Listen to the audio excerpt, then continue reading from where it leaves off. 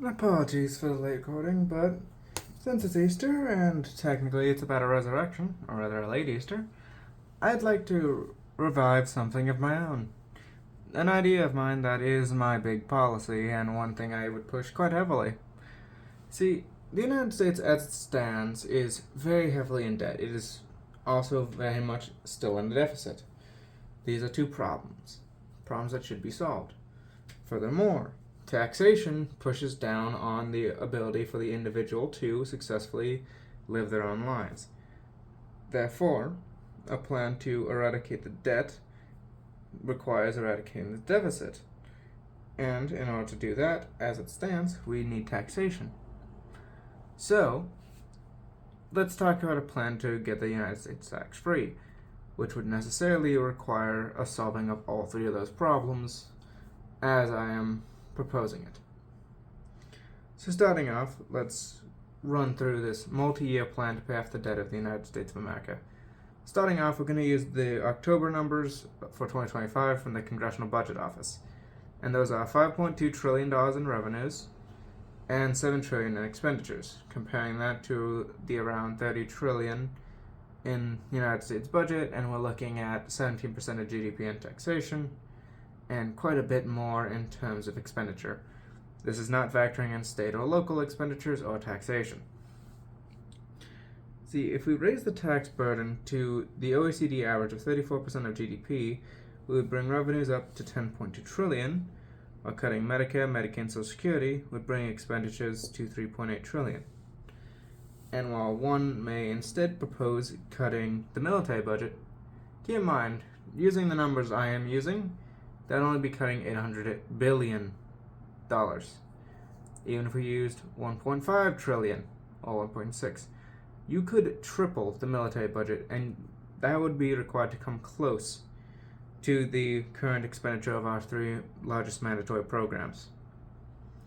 Naturally, that would cause consequences, I won't deny it. Quite a lot of people plan on these things, and cutting them means they can no longer rely upon them. In regards to drugs, a simple solution for those who need them would be to allow for imports from countries that we trust who are known for the rigorous standards when it comes to drugs, such as penicillin, insulin, and the like. For example, Canada and much of the EU. Another thing to do would be to get rid of most of the copyrights involving these drugs so that more companies can make them, and thus allowing us to increase supply. Increasing the supply, prices go down, and thus we can successfully lower the prices even without state intervention. Furthermore, I would predict, given these are subsidies, that reducing them would also necessarily reduce healthcare prices.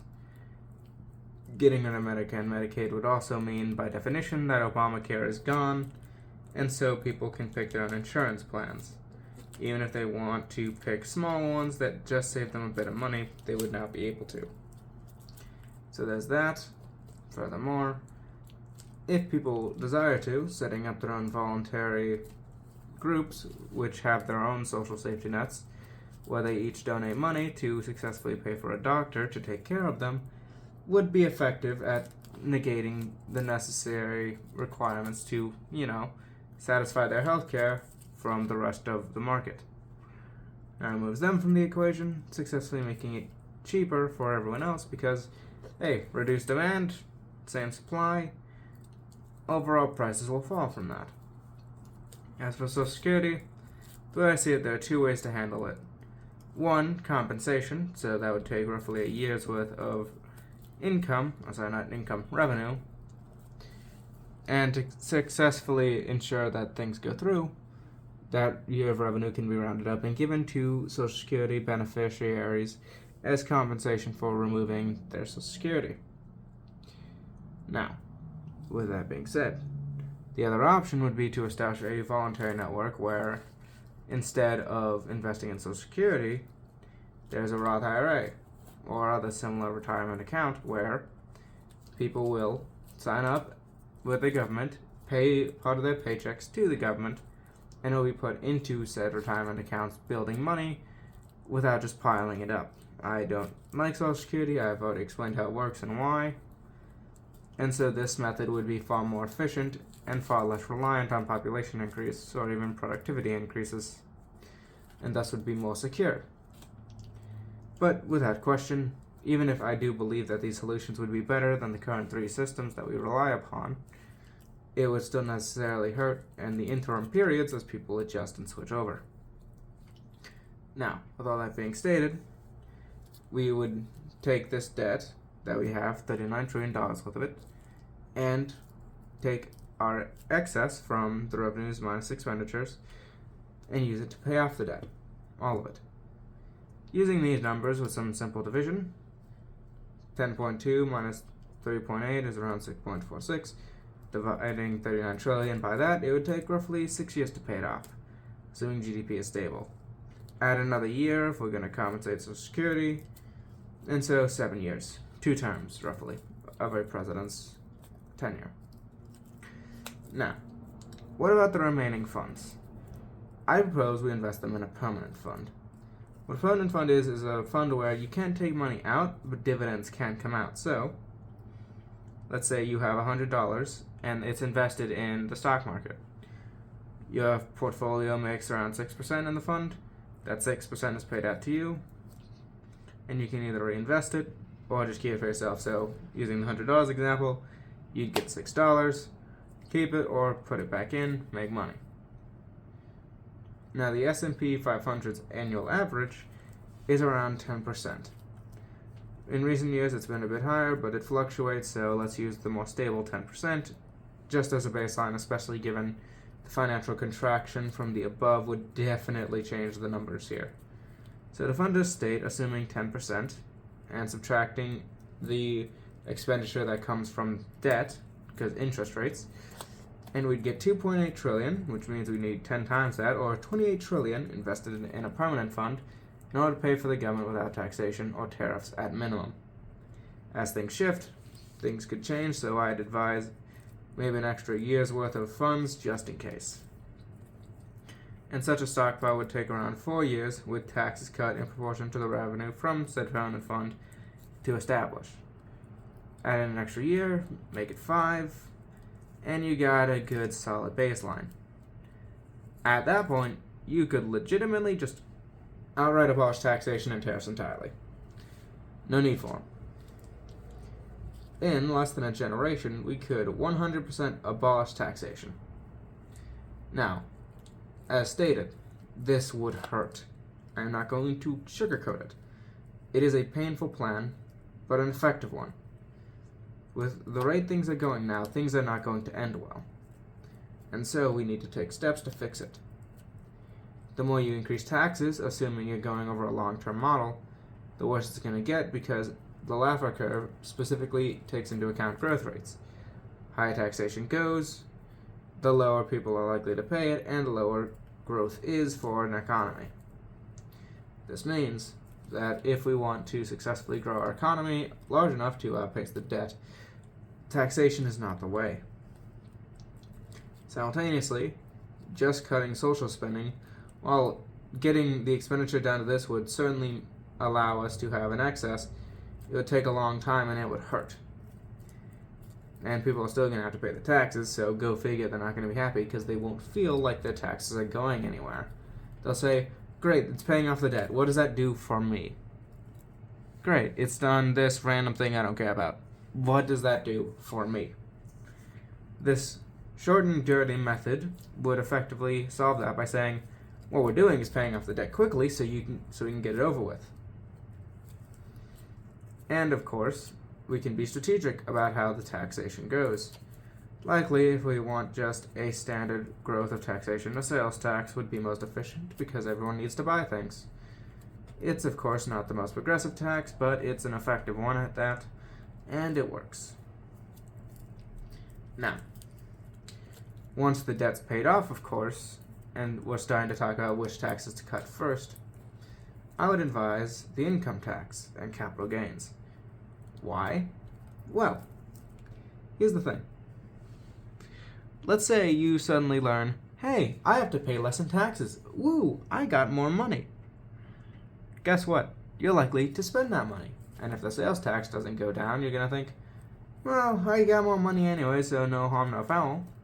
More money is spent, GDP goes up, taxation revenue goes up, and thus the cycle is maintained.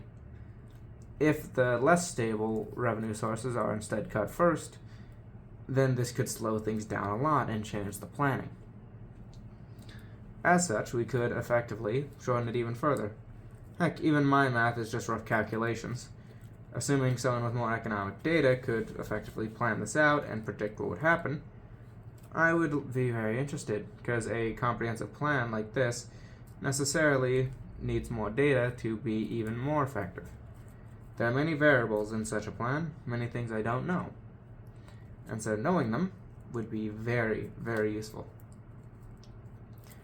Now, one may notice that on occasion my numbers do change depending on which video I'm talking about this, and that's because in order to make sure I'm accurate and up to date, I do check things regularly. Let's face it, in October, I did not have access to the October Congressional Budget Office report because it was released during the month. So at the start of October, I didn't have access to it.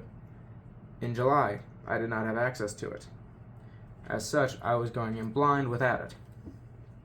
And since it is far more up to date, same with the debt figures and the GDP figures, then naturally speaking, I was not able to work with them. This will naturally change over time as GDP and such changes.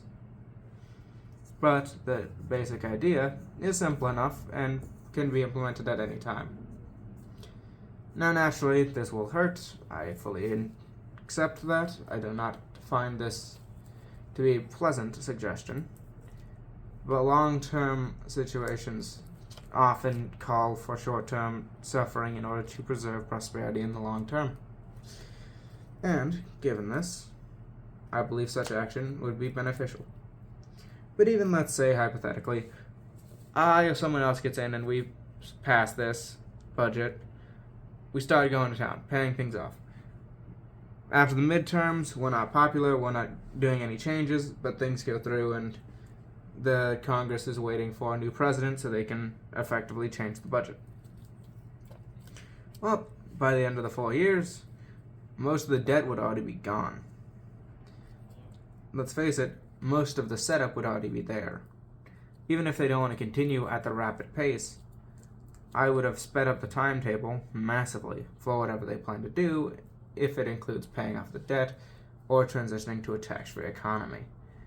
Expenditures would be lowered with less interest. Our credit rating would go up because we have demonstrated an effectiveness at paying off the debt. And, of course, just some small adjustments to the budget could allow for a surplus while still lowering taxes, raising social spending, or doing whatever else the party that wins desires it to be. Put simply, this would be the perfect setup for pretty much any politician or party in terms of whatever they want. It would be the ultimate situation for them. And so, I say let it go through.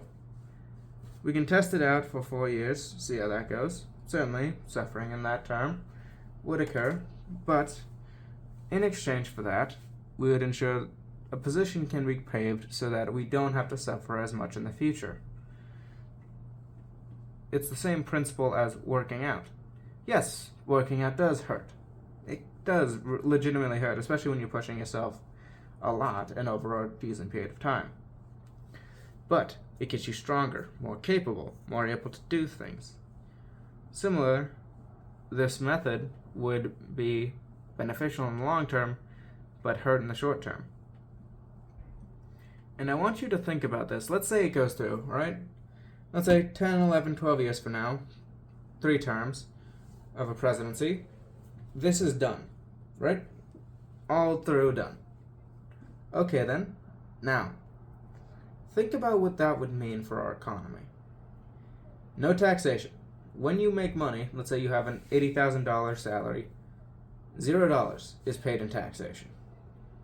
Not $8,000 from income tax, not $10,000, say, from the payroll taxes included as well, and all your state and local taxes, while separate, would have more to work with and you'd be losing less money, especially because the states would likely lower their tax rates to compensate for the fact that the federal government is taking more. Indeed, this permanent fund, with the extra revenue, could be used to effectively pay off the debts of the states and reduce their own tax burden as well. So for you, you're looking at a bigger paycheck by the end of it. Simultaneously, inflation would be massively lowered because guess what? Without the constant expenditure from the interest and the constant increasing in money from the constant spending, we're looking at a lot of inflationary pressure going away, meaning people would be more able to afford things. So you got that. You've got the fact that our government is now demonstrated itself to the world as very powerful and influential, could effectively assume the debts of other states without trouble. And for businesses, think about it like this. Imagine a tax haven the size of a continent. A tax haven that doesn't just have a low percentage like, say, Ireland does, or many Caribbean states where they'll have lower rates so that they don't have to pay nearly as much. But no tax rates. Absolutely none. Guess where all the businesses would want to go? The United States. Guess what would come of that? Investment, jobs, development.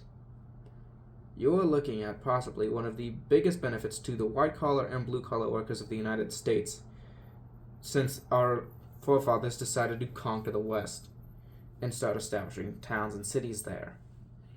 We are talking about potentially one of the biggest boons to our country in decades. Naturally, it comes with a cost, but that cost would allow us to pay for a future of prosperity for ourselves, our children, grandchildren, and all who come after. And to put into perspective just how short it is, let's say hypothetically, you are a person who just graduated high school and are going to college. By the time you're done getting a bachelor's, most of the debt is already gone. By the time you're 25, just 7 years, the debt is gone and already your taxes are starting to fall. By the time you're looking to buy a house, there is no taxation.